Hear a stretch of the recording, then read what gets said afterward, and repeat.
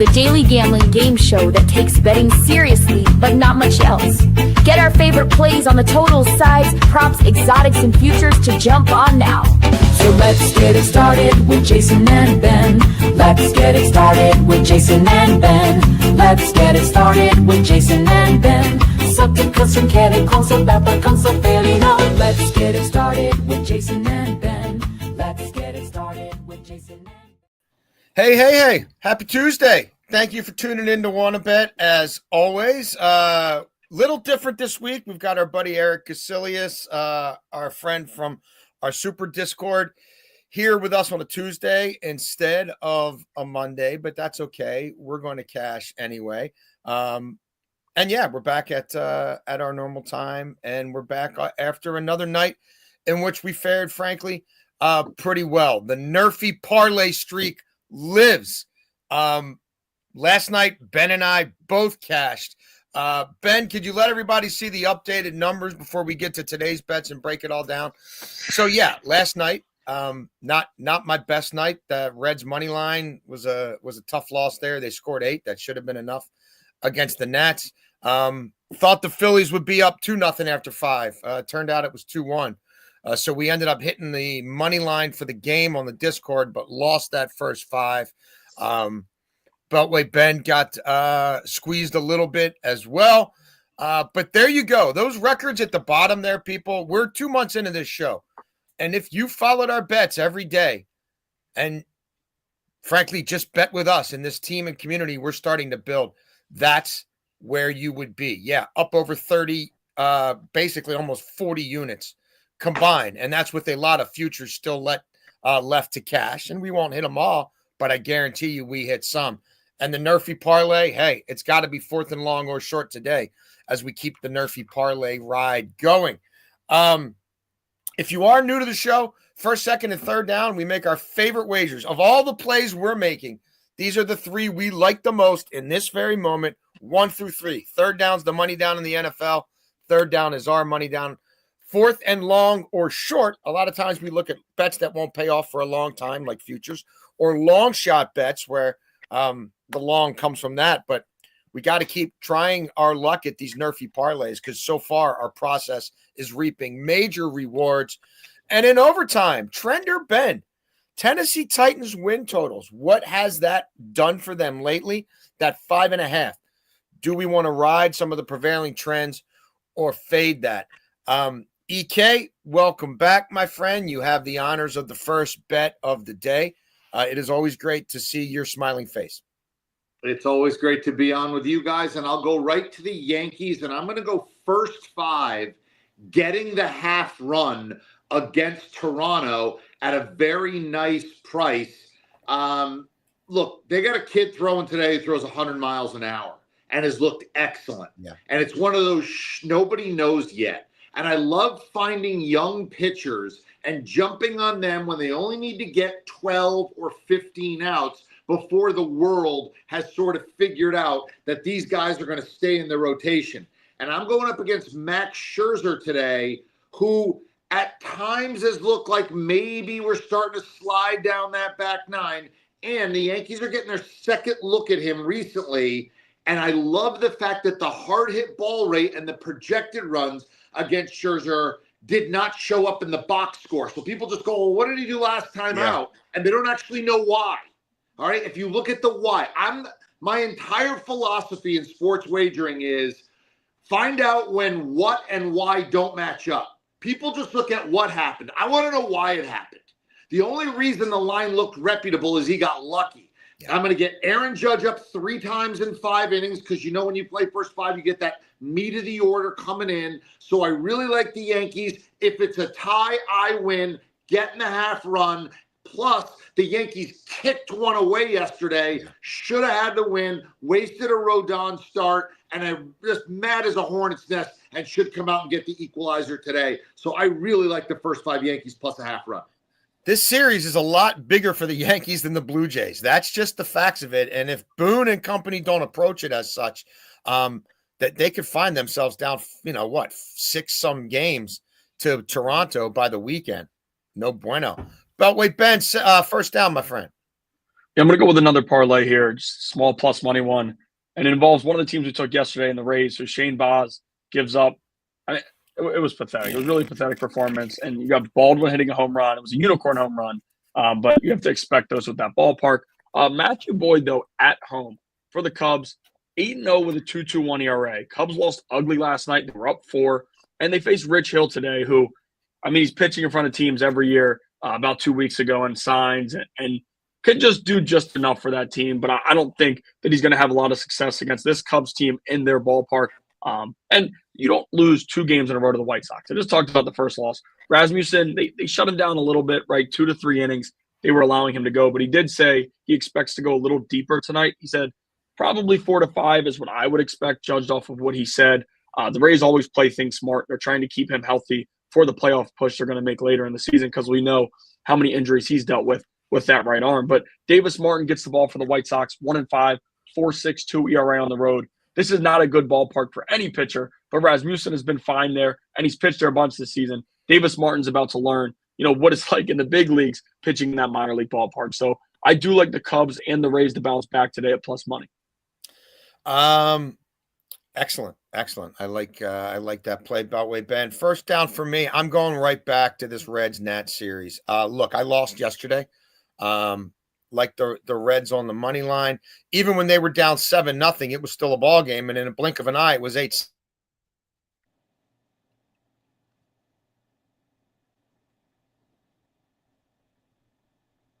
Opener, gentlemen. And the Nats have the worst bullpen in the National League. And Brad Lord's been their most effective reliever, but they're not going to get more than 2 innings out of him. The Reds spanked them last night. The Reds are hitting the ball well right now. And this kid, Chase Burns, I think is more good than bad. He can get a lot of swing and miss. And if it becomes another bullpen game, even though the Reds got lit up yesterday, I'm taking them here. This is a Nats team that is 5-14 in their last 19 home games with 13 losses on the run line in that span. This is a Nats team that since June 1st against right-handed pitching at home, that's it. They're 27th in walk rate at home against right-handed pitching since the start of June. Their 323 slug is near the bottom of the majors in that span. And I don't think they can patch together another 9 wins. Another 9 innings here without giving up another 8 or more runs. If you want to play the Reds team total over, I'm not mad at that. But I like the Reds to get some revenge today. All right, Ben, second down. Yeah, second down, I'm going to go with a WNBA play, and we're going to go with Courtney Williams over 12.5 rebounds and assists at -110. She went for 15 against Chicago just 8 days ago, and she also cleared against them the 2 games before that. They've played 3 games in the month of July, and she's gone over it in all 3. The Sky allowed the most rebounds to opposing guards in the WNBA, and a big reason for that is because they don't have good shooting guards. They don't shoot the ball very, very well from beyond the arc. Guards are allowed to sag off of them a little bit and play off of them, and they're just not good defensively. So we know Williams will tally up the assists that we need. She just played in the All-Star game. Feeling very confident. I do like her to go over the 12.5 rebounds and assists in this one.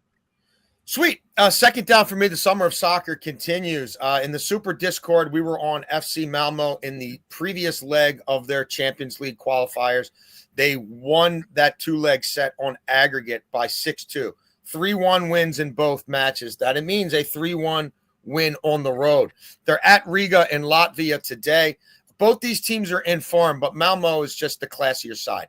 Malmo has the more impenetrable defense. Malmo is accustomed to starting these series on the road and getting up early on the road, and I think they have another chance here. Both these teams are in season, right? These are leagues, Sweden and Latvia, where, unlike most of the world, they're playing this time of year because it gets so extreme cold so quickly there. Malmo's unbeaten in 7. Malmo is used to getting to this stage of the Champions League, right? In the last 10 years, they've advanced past this stage of qualification 6 times. They've made Champions League proper twice. Riga's never been beyond this point in Champions League qualifying. When these teams met last year, Malmo beat them. I don't think the Latvian crowd is going to be too intense or anything that Malmo can't overcome. They've got the number 1 defense in Swedish domestic soccer right now. And both these teams dealing with a potentially significant injury on the back line, but I prefer Malmo's depth. I prefer Malmo's quality. And frankly, Riga are due for a loss. They're unbeaten in 9 straight, including friendlies and domestic play. But this is a step up in caliber for them. I like Malmo to be ready for this, and I like Malmo to win this tie and essentially put themselves in position to move through to the next round. Second down for you, Mr. EK.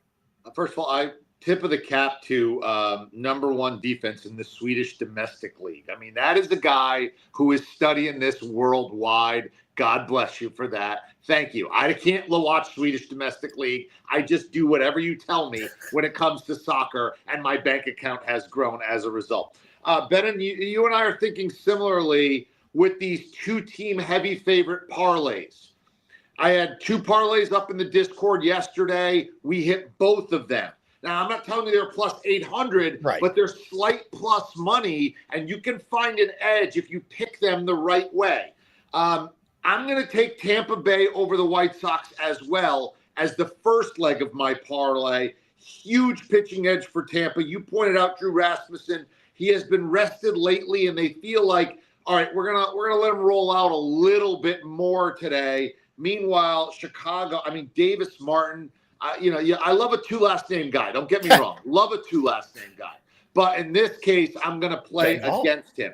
My second team is I'm going to take the Dodgers over the Twins with Yamamoto on the mound.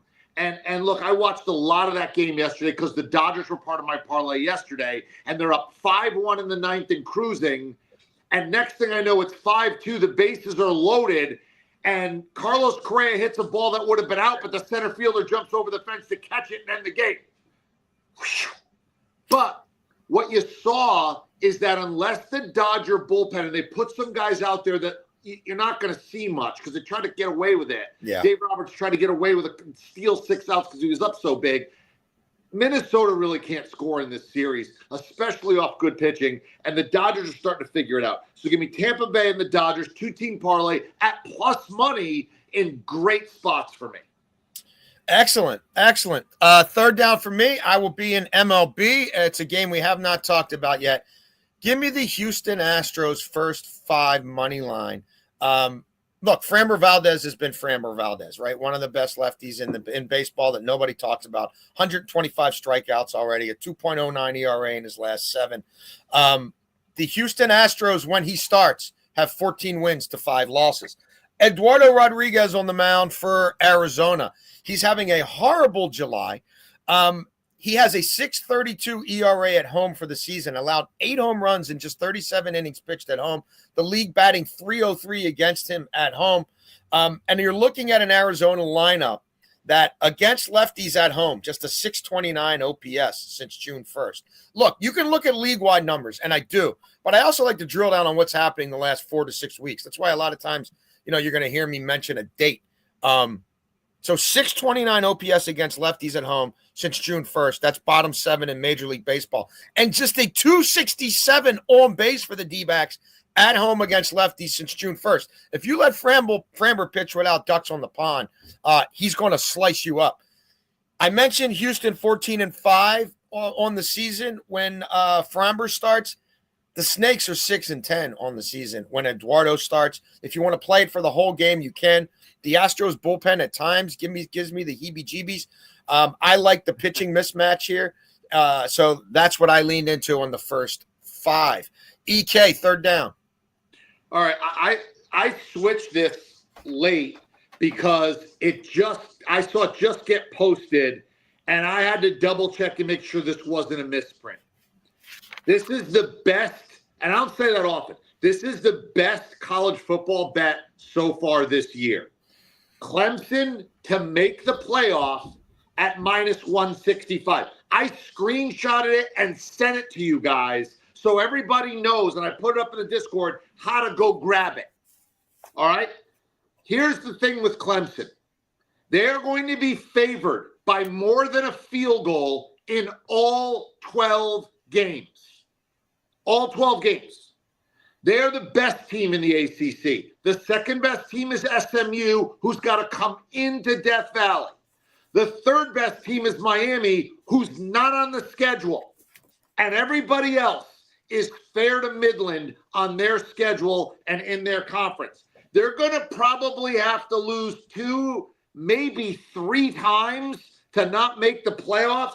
And oh, by the way, it's not just that they have a really, really, really favorable schedule. Here's what else they have. 17 starters back and a Heisman Trophy favorite or on the short list of guys at quarterback and Cade Klubnik. They are loaded for bear with a cake schedule, and all I got to do is make this expanded playoff in a league that is down, and it's only 165. This is going to be minus 230 by the time we blink. You got to get on this now. It's not going to last. Grab it. Give me all I can. Clemson to the moon to make the playoff. I mentioned we've been doing this show about 2 months. One of the first college plays, I think it was the first college play that Beltway Ben gave out a week into this show, was Clemson to make the playoffs, and you had Cade Klubnik for the Heisman. Look, this is a 1-unit bet. This is meatball. I jumped on that with Beltway Ben. He convinced me of that weeks ago. Beltway Ben put up Gigi. He likes it more than a unit, man. He's on the Husky mix there. Our dog Gigi. Yeah, I am with you. I think this is going to become increasingly public the closer we get to these things kicking off. And yeah, I think there's going to be a starting digit of a 2 next to that sooner rather than later. Beltway Ben, third down.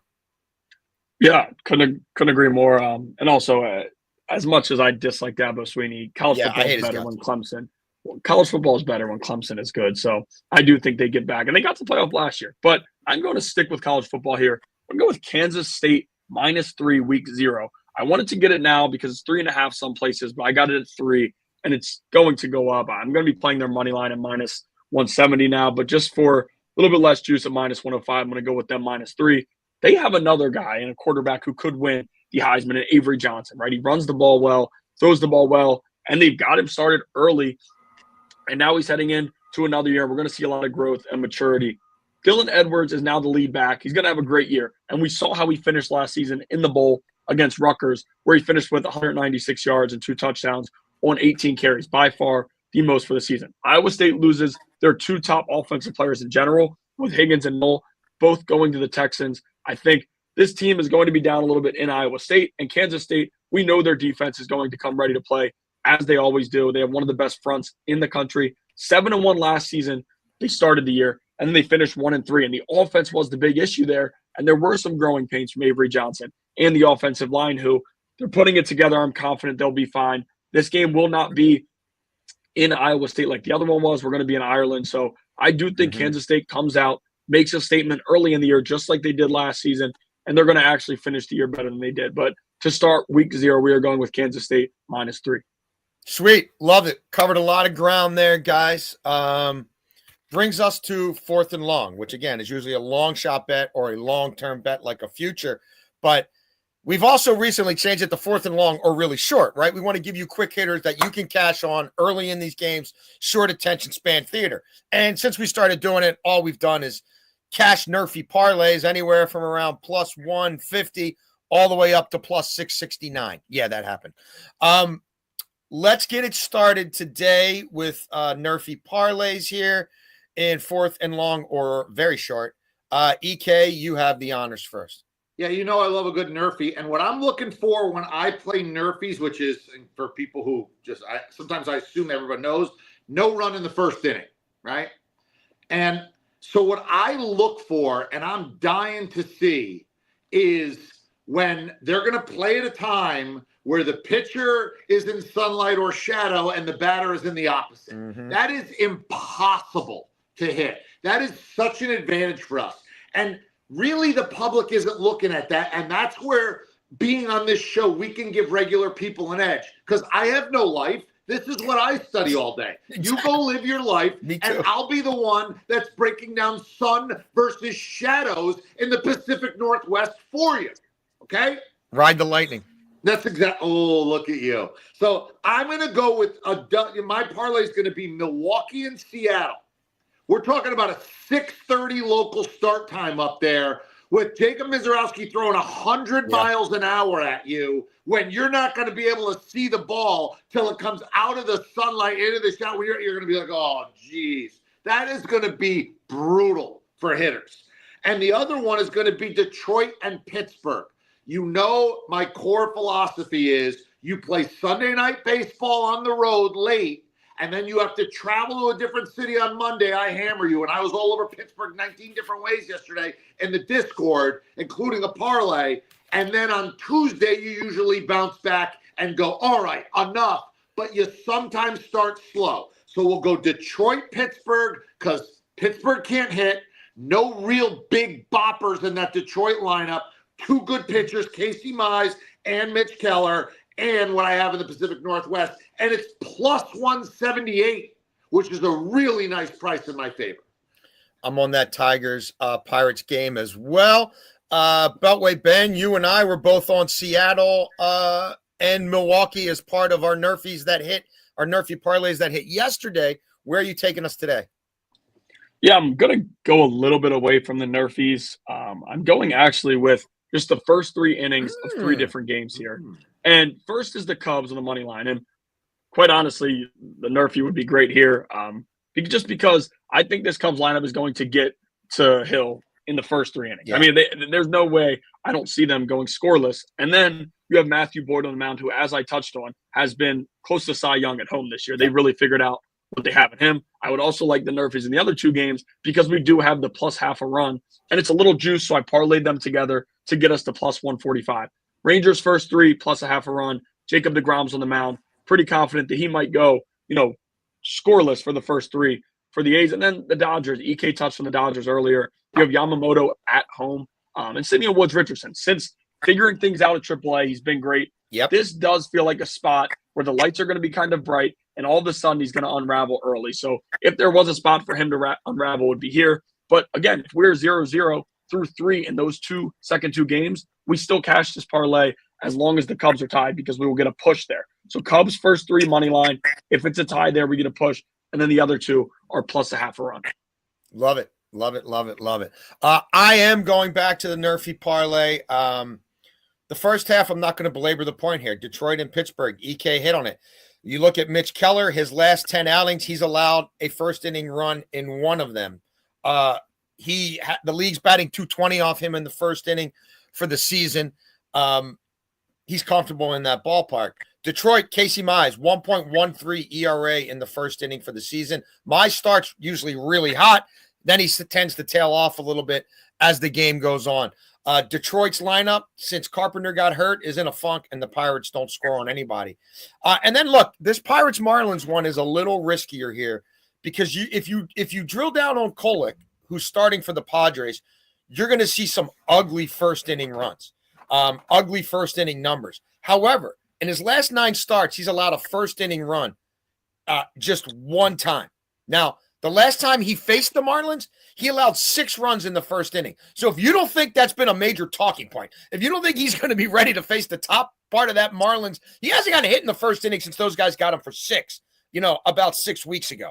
So I expect them to attack them a little differently and him to hold up his end of the bargain in the first inning. I'm sorry.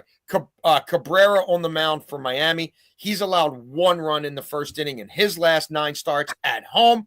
That's pretty much the entire season. So he doesn't get hit in the first inning at home.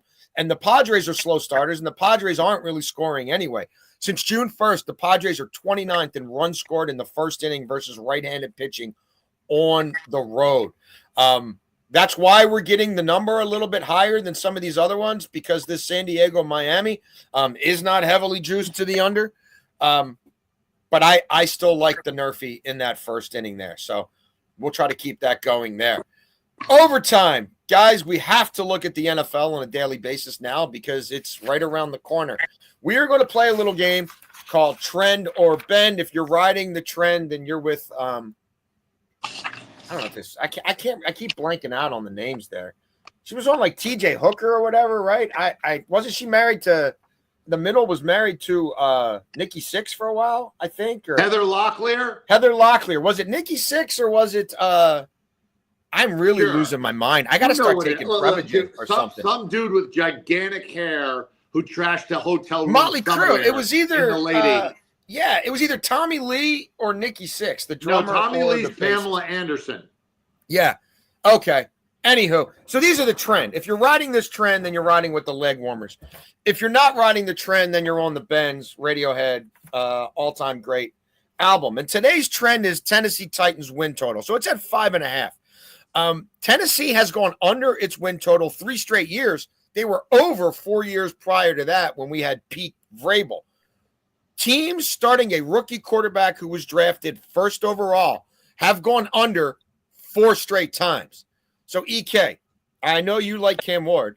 Do you think this trend holds and the team, the Titans, especially Titans with a rookie quarterback, first overall pick, go under this total, or will they surprise and surpass?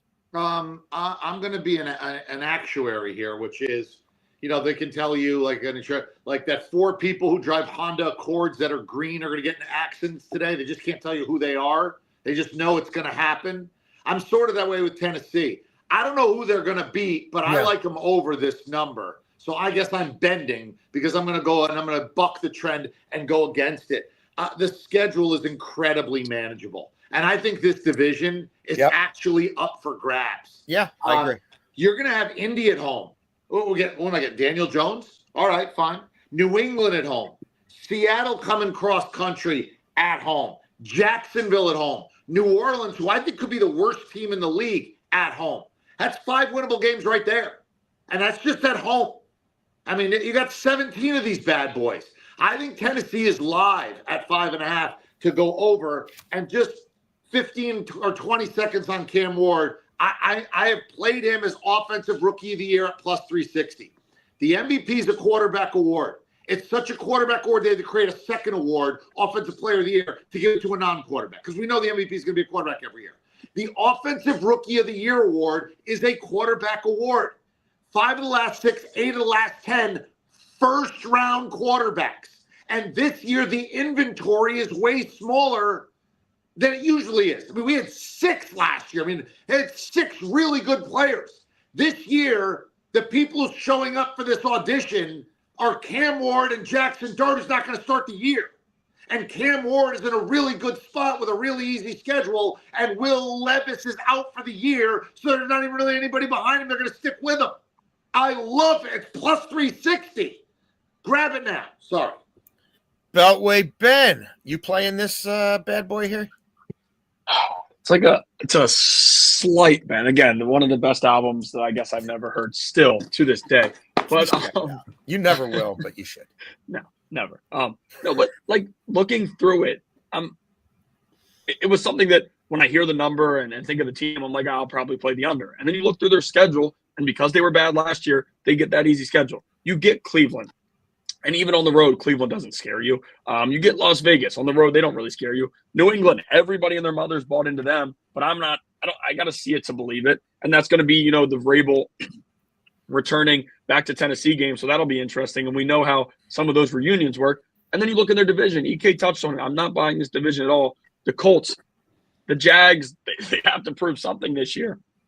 And then the Texans, who were extreme disappointments, who, quite honestly, the Titans could steal one from them. But even if they don't, you get 4 games against the Colts and the Jaguars. This isn't a play that I'm love or screaming about, but I do lean towards the over here at 5.5. But to be quite honest with you, I think they'll be around 5 to 6 wins. Yeah. And it'll be right around this number and be very sweaty towards the end of the season. They have a very good pass defense. The run defense wasn't very good last year. They're going to have to get better there. But I do lean towards the over here.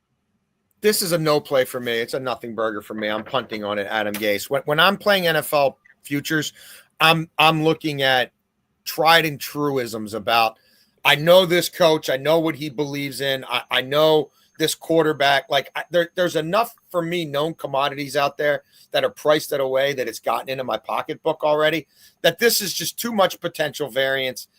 Callahan, is he even really a head coach? I love his daddy. I know his daddy can coach offensive line, right? So, if you put a gun to my head, I'd say his daddy fixes the O-line, and Cam Ward is such an improvement over the horrible, like quarterback play they've had there. And if you study their defense the first 6 weeks last season under Denard Wilson, they were balling out. Then they got sick of Will Levis peeing down his leg, literally handing points to the other team, throwing horrible picks in the red zone, and the whole thing just fell apart. But like, if you made me go there, I'm with the guys. I'd go bend and say that they get 6 wins, but I don't love it, and I'm not going to play it. And I'm punting like Adam Gase punted on his coaching career. That's our show for Tuesday. We appreciate you guys tuning in. As always, we appreciate EK for being with us again this week. Ben and I will be back tomorrow. We'll do our overtime Wednesdays with the PLL. We continue to do very well betting the PLL. And we'll be here all week and probably all weekend as well, and probably into perpetuity because we love doing this. And as EK said, we're grinding so you don't have to. Catch us every day here. Catch us on the Super Discord. You can go into our link tree in our bios and join us there. And we'll see you tomorrow on WannaBet.